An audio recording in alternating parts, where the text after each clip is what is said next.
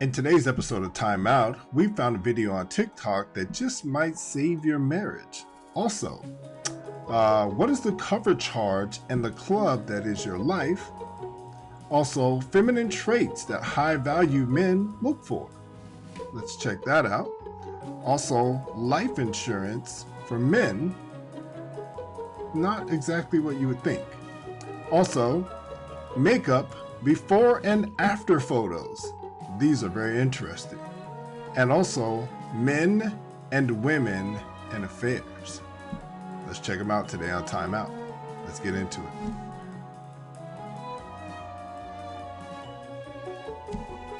And if I would have done the automatic play, which is there and there, let's go.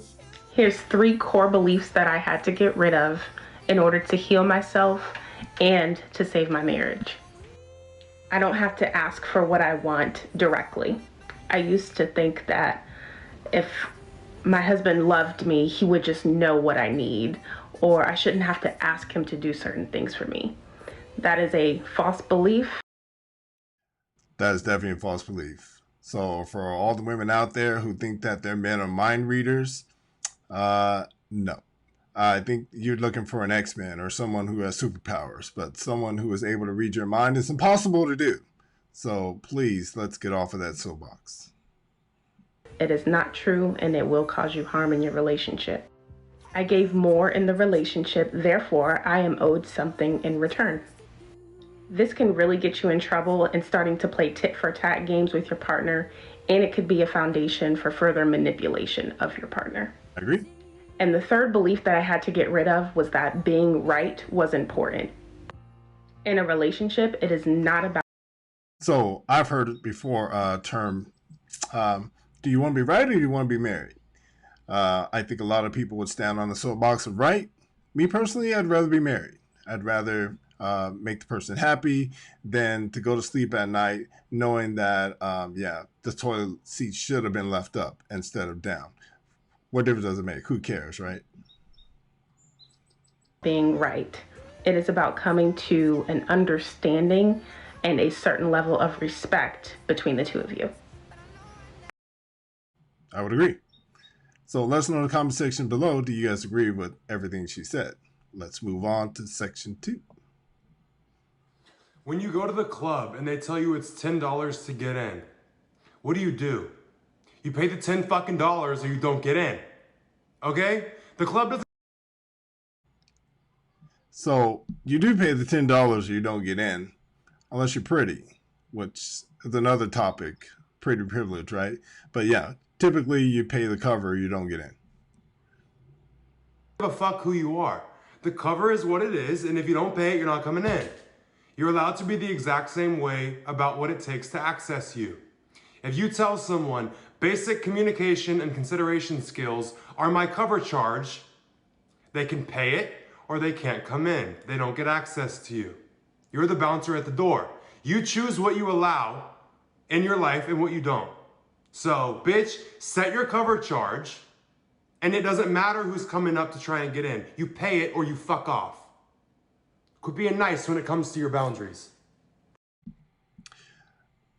Yeah, I would agree with that wholeheartedly. Pay the cover or you don't get in.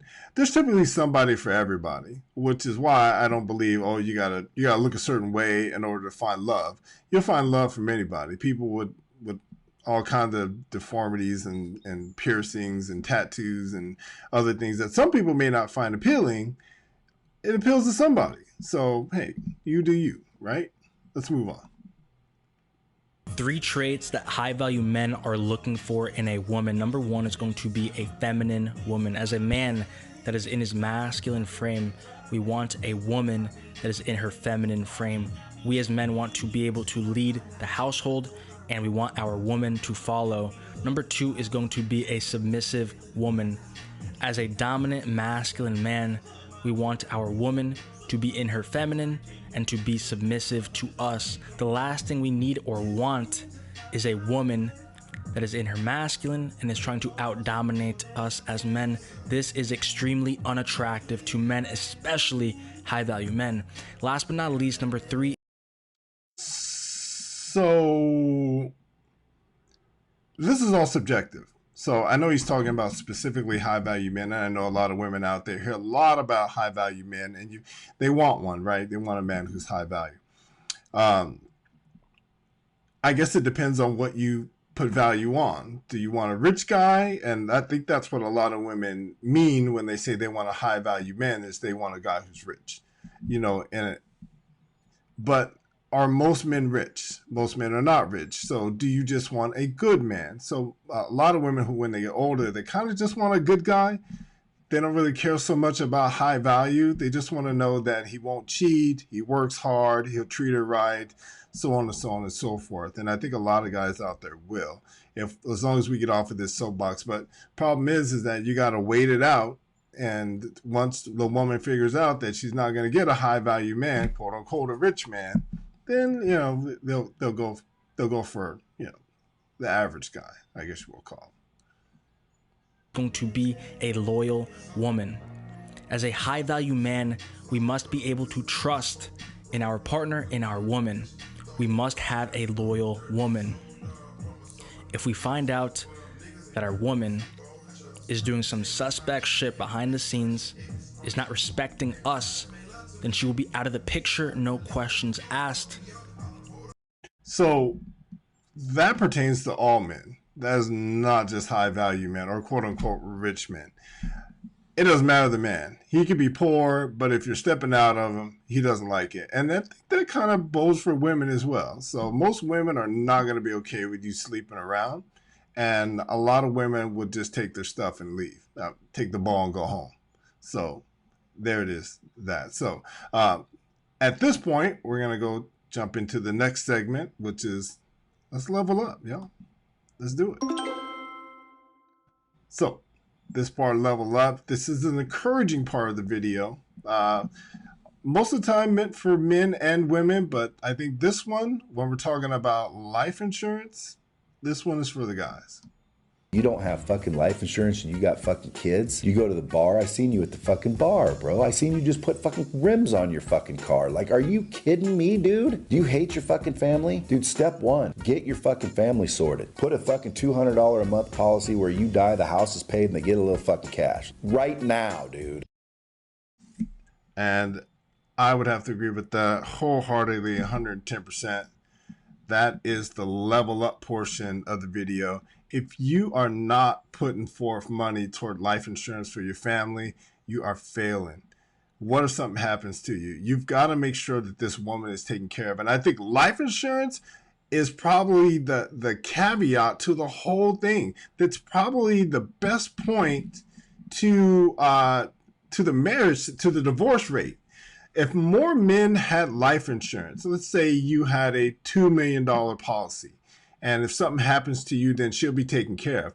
Most women wouldn't need to feel like, oh, I've got to do this, and I've got to do this, and I got to make these moves just in case he leaves me.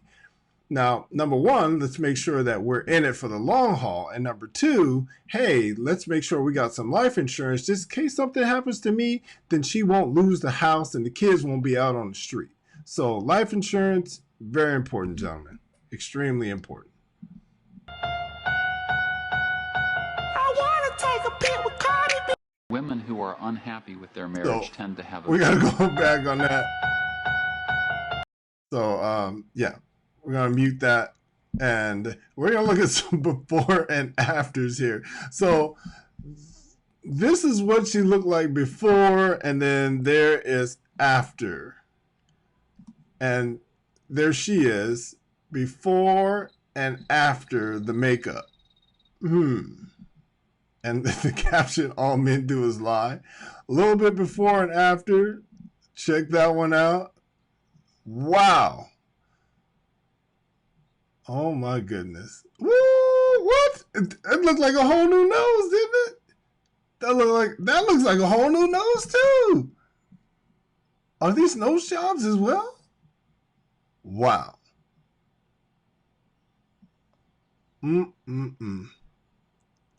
Whoa. Oh my goodness. Hey, if you got to pause into these to check them out, feel free to do so, man. These are crazy. Some of them are not too bad, not too far off. But a lot of them, yeah, man. I don't know. Just saying. Let's keep it going. Who are unhappy with their marriage tend to have affairs, whereas women who are happy with their marriages tend not to have affairs. But the same does not apply to men. That is, if you compare men who have affairs with men who don't have affairs, there's no difference in how happy they are with their marriages. The reason for that is that men tend to have affairs primarily for reasons of sexual motivation, that is, to fulfill their desire for sexual variety. Women, in contrast, tend to have affairs more when they are in a bad relationship and looking perhaps to see if there's a better relationship out there. Men and women get jealous about different qualities of rivals. For men, if their male rivals have better cars, better financial job prospects, more money, or greater status, then men tend to get jealous. Women, in contrast, get more jealous over their female rivals who are better looking, either have more attractive faces or more attractive bodies. Many people who get diagnosed as having pathological jealousy or delusional jealousy turn out to be absolutely correct. And I'll offer one story about this. It's what I call the Christmas tree light story, but it's a true story about a man who on Christmas Eve looked out of his bedroom window and thought he noticed that the neighbor's Christmas tree lights were blinking in synchrony with his wife's Christmas tree lights. He concluded that she was having an affair with that neighbor. Well, how did this case come to light? Basically, his wife took him to a psychiatrist who diagnosed this man as having pathological or delusional jealousy. But it turned out that he was absolutely right. She was having an affair and was having an affair with that specific neighbor. And so what sometimes seems like... Wow. Intuition, man. I'm telling you, intuition. Delusional jealousy turns out to be actually an accurate perception that your partner is sexually unfaithful. And so jealousy is this hypersensitive defense mechanism that picks up on real threats to the relationship. Jealousy is an emotion that's designed to solve an adaptive problem. For men, it's designed to solve the adaptive problem of paternity uncertainty, that is, prevent rival men from having sex with and inseminating their partners. And for women, its jealousy is designed to prevent their partners from defecting or leaving the relationship for other women. Wow. That was an earful. I love that. Absolutely learned something new today. If you learned something new off of that, put it in the comment section below. So, ladies and gentlemen, that is the end of this video. Let us know what you think. Let us know what you think of the new format. I'm kind of digging it myself. This is Lee from Time Out, and I'll talk to you guys in the next one. Deuces.